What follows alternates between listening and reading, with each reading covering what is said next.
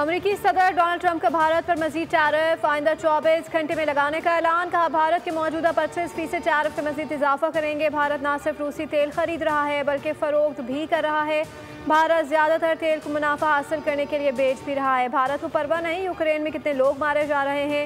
यूरोपीय यूनियन जिम्मेदारियां पूरी नहीं करता तो इस पर भी इजाफी टैरिफ लगाएंगे।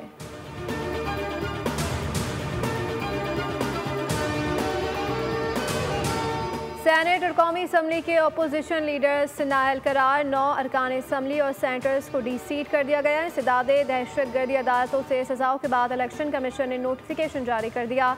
नाअहल होने वालों में शिबली फराज, उमर अयूब, राय हैदर अली, शहाबजादा, हामिद रजा, हसन नवाज, सरताज कुल शामिल हैं।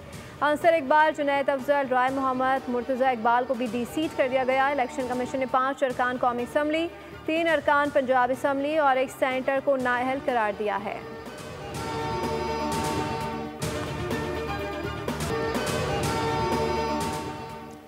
महकमा मौसमियात ने मुल्क के बालाई और वसी इलाकों में आज से 10 अगस्त तक बारिशों की पेशगोई कर दी। बालाई पंजाब, खित्ता पोटोहार, इस्लामाबाद, खैबर पख्तूनख्वा, कश्मीर में तेज़ हवा, गरज चमक के साथ बारिश होने की तवक्को।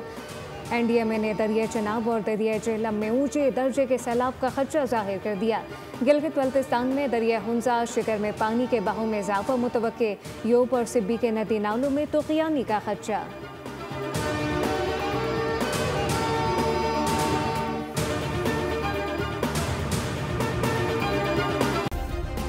सब्सक्राइब करें और बेल दबाएं ताकि कोई खबर रह न जाए।